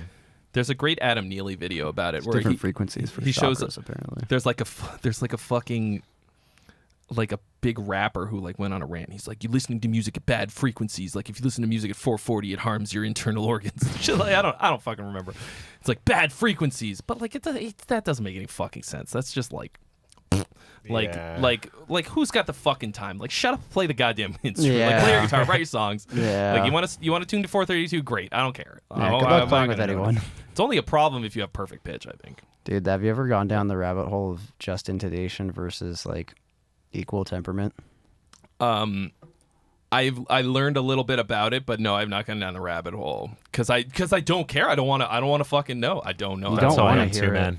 I've ended up spending a night like watching videos on that. You see like the guitars with true temperament, like the squiggly frets and shit. Mm-hmm. And then there's like just intonation where it has like the sine waves and it shows you like what these pitches and these harmonies are with like equal temperament, where it's like that's another thing that's like baffling. Who fucking figured this out? So like other instruments can play together, so everything's like in tune. Basically, like kind of what you're talking about. but that's actually not in tune. Like a major third on a perfectly tuned instrument is not right. No. And it shows the frequencies and they're like all like squiggly. Cattywampus. Yeah, and then it has it with just intonation, and you can hear everything too, and they're like solid. It's like if your strobe tuner just locked on something. You know, it's like that type of shit. And dude, it sounds so much better. It does. I wish I never heard it. It was like, I can't believe this. My instrument sounds like shit forever. It was horrible. It was like painful. But then there's keys that you can't play in. Yeah, exactly. Yes. Because so it limits the actual what you can do harmonically. You can't do certain moves to certain keys. You can't use certain like modal interchange chords or anything. In a heartbeat, I would trade for that. Like fuck, like having perfect intonation but incredibly limited music writing. Like fuck that. I think the true temperament. I don't ever want to. I don't want to ever hear the thing you're talking about because I'll wind up so changing bad. my mind. Dude, all you have to do is when your guitar's in tune, play a major third and bend the lowest note up, bend the root up just barely. Just a little bit. Yeah, you'll hear it and you'll be like, because you play like a major bar chord and it's like it never sounds sick. Never sounds good now. I mean, the guitar is just fucked. Like, the it's guitar is because a of that. fucked instrument. Yeah. Or what's that guy, Matthias Eklund? Oh yeah. Oh, Dude, he's playing perfect fifths on like the 24th fret. And it's like, get the fuck out of here. This shit sounds perfect. But that's like adjusted for different things. So I think that guitar you can play in like any key. But talk about like the truth. having such a specific thing. Yeah. It's like you shouldn't even just like There's try to just- forget it exists. There's so many compromises that you have to make on the guitar that you have All to of just them. kind of all of them. Like the fact that it's all one scale, like one scale length. Even a multi-scale guitar is not multi-scale enough. Like you look at if you were to put those same strings like inside a piano and compare it to how those are curved, it's like way more extreme on the Bad piano. News Bears right? way more extreme on the piano, and so you just gotta kind of Just gotta okay, suck it up, it's Buttercup. fine. Yeah. But yeah, like Damn. there's always I appreciate the nerds, the real nerds behind the scenes figuring this shit out for us. Someone so that we has can just to do it. so that we can just fucking do it. So we just do the thing, write the music, play the songs, and so that we have to kind of filter the nerdy shit through us so that the people in the audience are going to have a good time. Yeah. They walk so we can run. Yeah.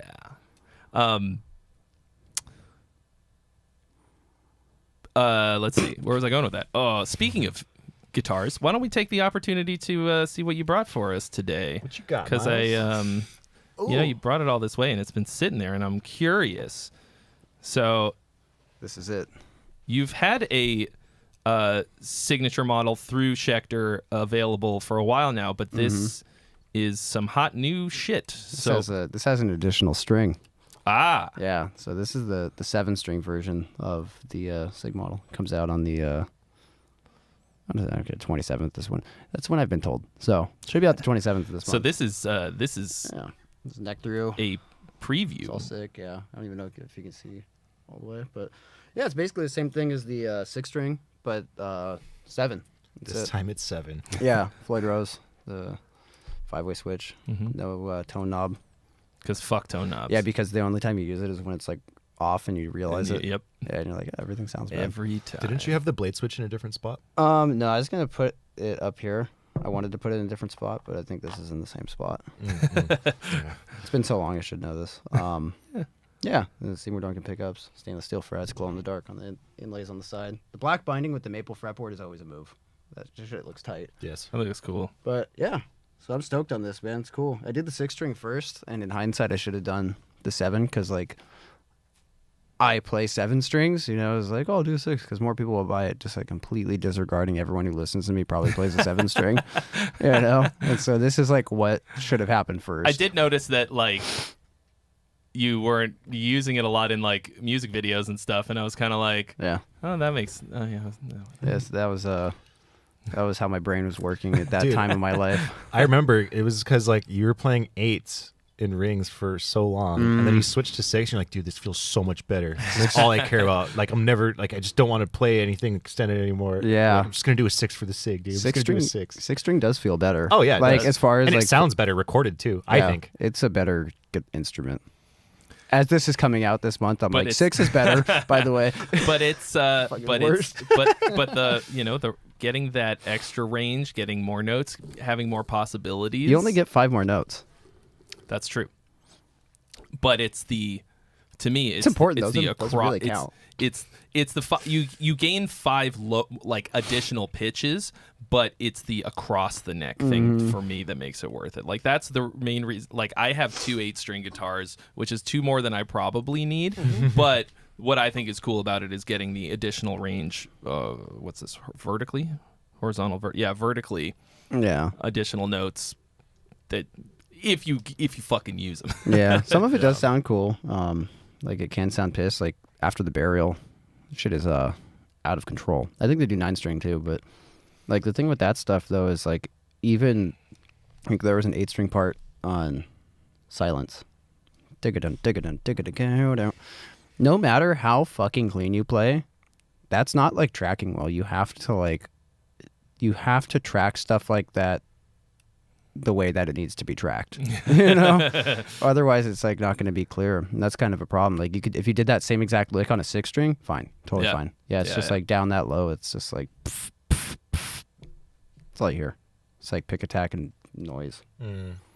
There has to be so much tone finagling and stuff like that, gating and all kinds of stuff to make it really work, and it's a little annoying. It does sound cool though, man. Like it's pretty. It sounds cool. It's an addictive sound. So I got a baritone 6-string that's tuned to F sharp because I just really like the physical feeling of that fucking low sound. F sharp on a 7 on a 6-string. So it's a almost an octave down. It's like I was gonna say that's like a 7th down. Yeah, it's very a 7th. I thought you said 7-string. Yeah. It's very fucking low. It's basically got 8-string string gauges on it, just without the top 2. But it's because I just love the feeling of it. It's addictive, but it's like then you just get stuck on it. All your songs wind up in the key of F sharp. Yep. That is something cool with the 7-string though. You have like those 5 additional notes, but that's like those could be potential for like 5 different keys to play in, you know? Yeah. I mean, you could play in those keys other places, but sometimes like having that option to be like, I definitely have like a few things I've written recently that are built off of in a key that's on the like that 4 fret area. You have like D, C sharp, C. It's crazy actually. Now I'm thinking about it, I take back what I said. Those 5 notes matter. It's really important. Easy in metal to wind up writing in the key of the lowest open string all the time. Yeah. I try to deliberately not do that. Yeah. Like we'll still, especially on like Search Party, a lot of the songs are still in like the key of E. Yep. A lot of it's in E.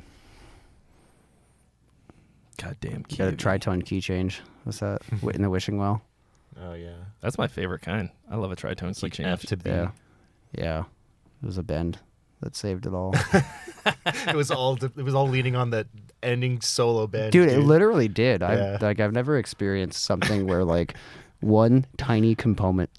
There's like synth, there's like all this shit going on, and literally one bend on one guitar was like what made it work. Was it like a half step bend that took it from? Oh, it's a big bend. I think it was like a 4th bend or a minor 3rd bend. That sounds like a whole set. Yeah, so it bends up to the 5th. Oh, I see. Yeah. Oh, yeah, so that's like a whole step bend. Yeah, but I think originally because that whole solo section's in F. Mm-hmm.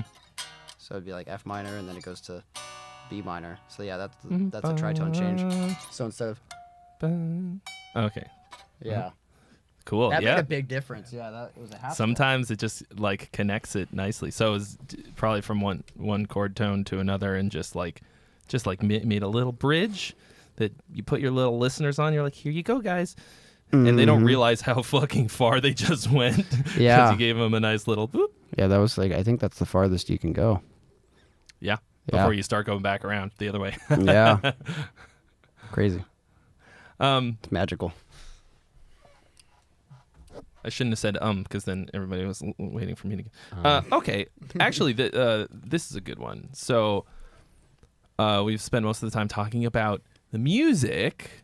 How about the lyrics? Is there a particular way that you go about writing lyrics at all? Is there any kind of process or, anything special or cool? Even just something like. Well, it's kind of silly actually. Like, I don't really know what I'm gonna sing about until like I have like a couple sections done, and the way that the lyrics come about is basically just from like phonating over the sections, like what feels pleasing, like which vowels are like pleasing to be sung over that section to me, and then I'll like form words based off of like those vowel shapes. So I don't really know what I'm talking about when I first start, like at all. And I'm just like, okay, there's these couple stanzas or whatever, or just one. I'm like, what am I saying?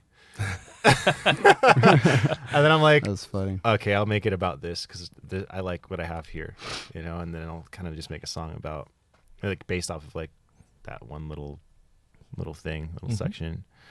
And a lot of times, like, I'll try and make something.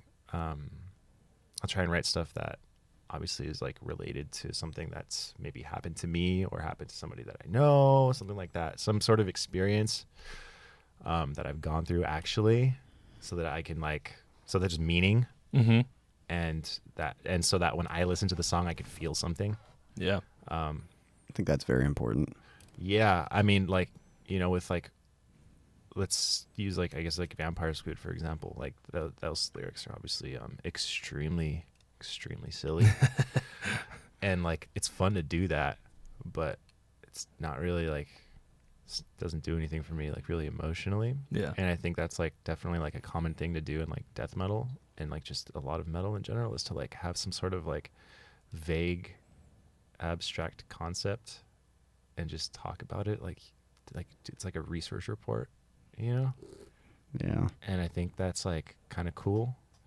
But to me, like, I can tune out pretty easily. It's easy to tune out and like kind of step outside of it and be like, what the hell is going on? Like, what are you saying, man? Yeah. You know? And so like I definitely like wanted to make Interloper lyrics far different than that, because I've definitely done the latter in the past. And so yeah, I really enjoy singing the lyrics every time like we play shows, you know, because it's like I'm connecting to something, and like I would hope that, you know, the people listening are connecting what I'm saying to something that they've experienced, you know, even if it's completely unrelated, you know. Yeah. I think that's really important for songs to have lyrics that are relatable. Not only just relate, but like you relate to them. Like I have maybe a rational pet peeve for songs that are really like abstract lyrically. That shit drives me nuts. I'm like, this is so fucking lame.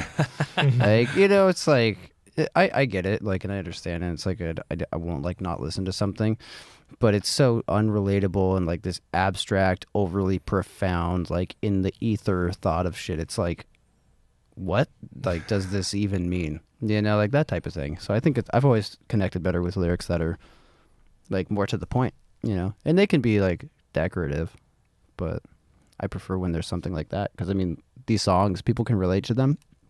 If what you wrote them about is this thing, they can still relate to it when they think about this thing, because they can put themselves in the shoes and connect with it, even though you might be thinking about two different things. I think that's important if you're talking about space and planets and the birth of a star. It's like, how the fuck is anyone going to relate to this? You know, Birth it's of like, a star. yeah, they're like, I'm the Oh star. my It's like, oh no, you're not. Okay, let's move on. Yeah. So, I'm the star. yeah, I'm the star. yeah, you know, and maybe you are. I don't know. Depends. I guess depends who's listening.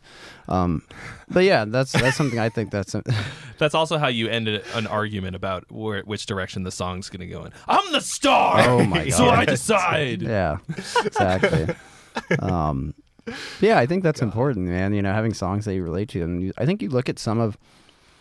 Obviously, if it makes you happy, write about it. But you look at some of the, you know, more popular things and things that people tend to enjoy, or like even yourself, probably. You know, it's stuff you can relate to. Yeah. Like that It's pretty fucking, like, your friends, you relate to them. Things you like, you relate to them. Or you like, or into like fantasy, like Fallout games or something for some people, or like, you know, whatever game they might be into, or like type of movie. They relate to it or want to relate to it, and that's it. So if you're writing about something completely fucking unrelatable, it's like, I can't get into it. That's it. Yeah. The thing that... Sorry, Go- I was no, just go gonna ahead. say Go if ahead. it is like vague or whatever, like it just has to be like fucking outstanding. Yes. You know, like Yeah. I feel like you put yourself up to like such a higher like standard of it. Like it's so much more rare that it's like super captivating, I feel.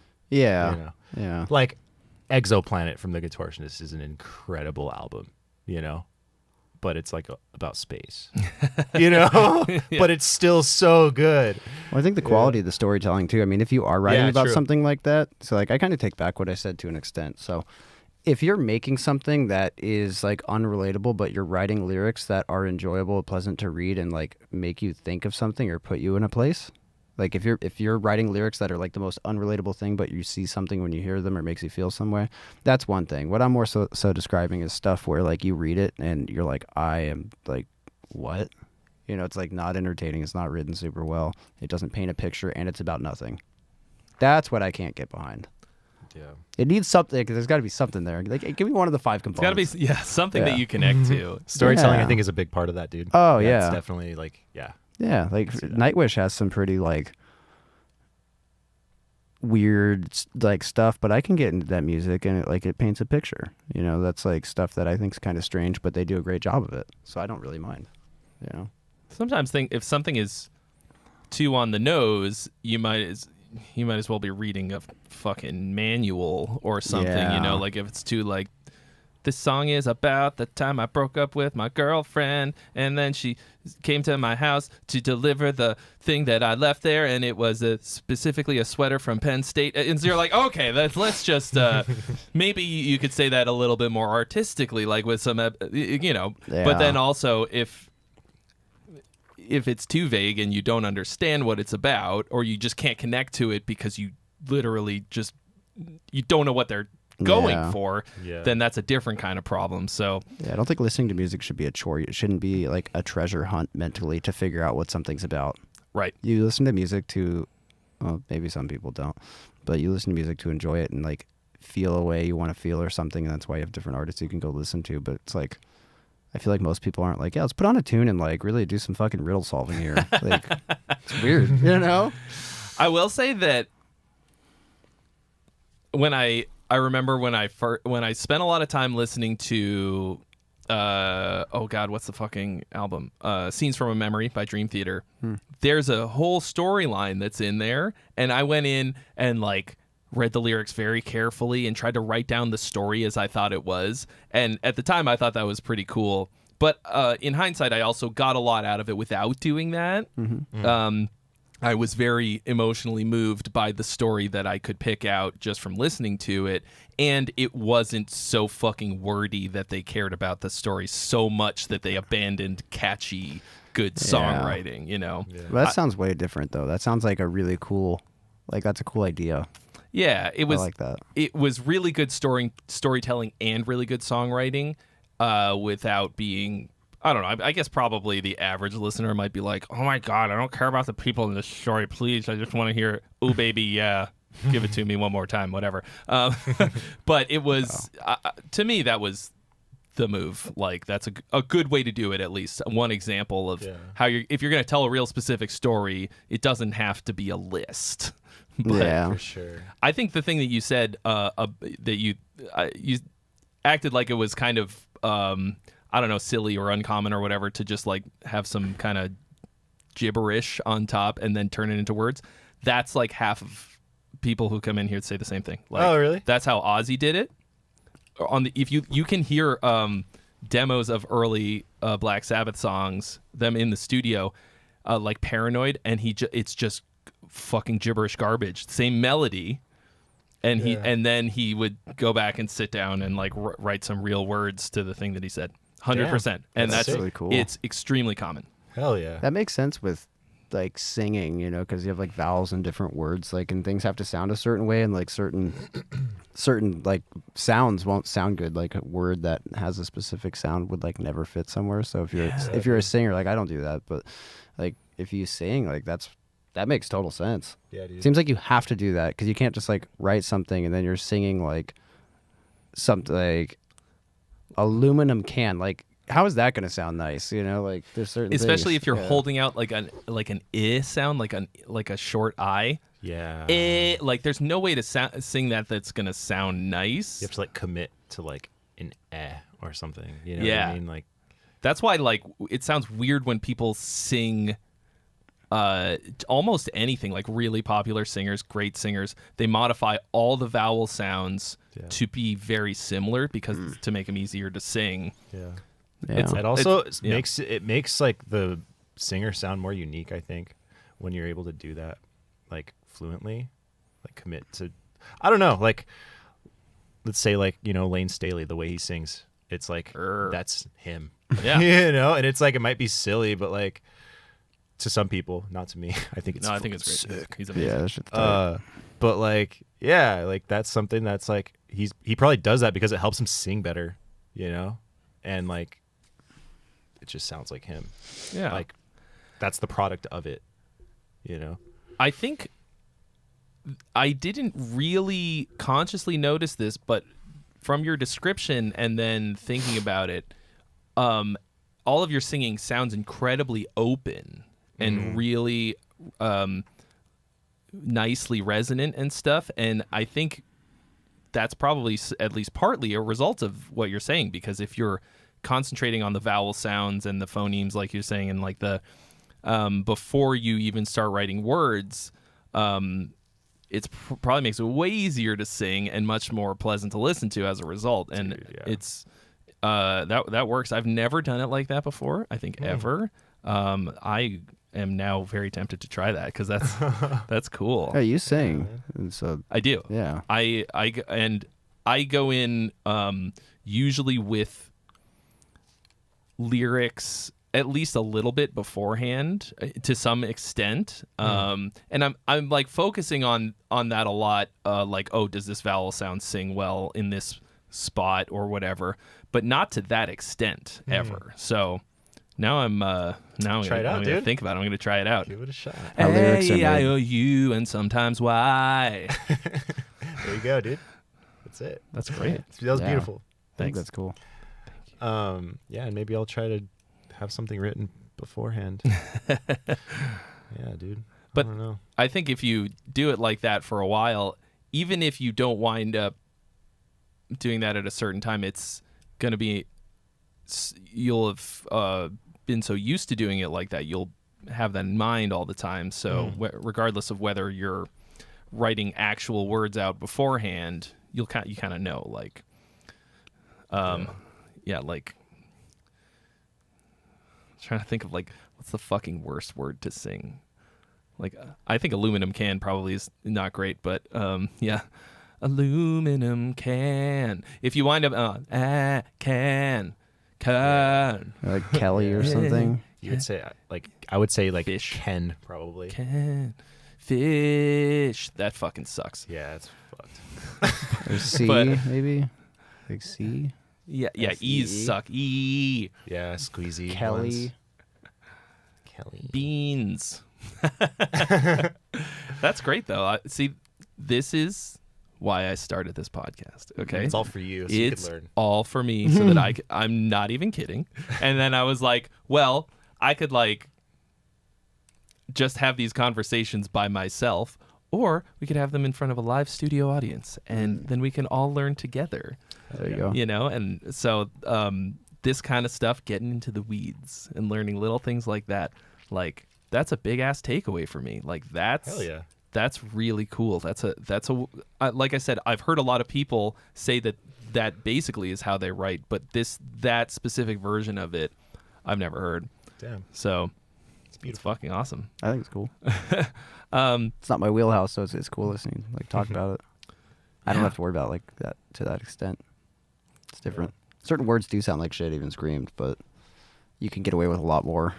Yeah. Significantly better. Yeah, it's actually funny because like I noticed that I'm pretty like strict on myself with like kind of like I guess like rhyme and stuff like that when I'm like singing, but when it comes to screaming sections and pretty much like I would say most screaming parts in songs that I've written, it's like almost always free verse. Like I'm just like I throw it to the wind. Interesting. I don't know why. It's kind of just like I just never really think about it, but like when I sing, I'm always like pretty strict about it. I don't know why. Strict as in more rhyme or less rhyme? More rhyme in singing and like zero rhyme, 0 to just very little in like the screaming sections. Yeah. I don't really like worry about it. I just like worry about like symmetry and like the patterns. Right. And that's like what makes it feel like familiar.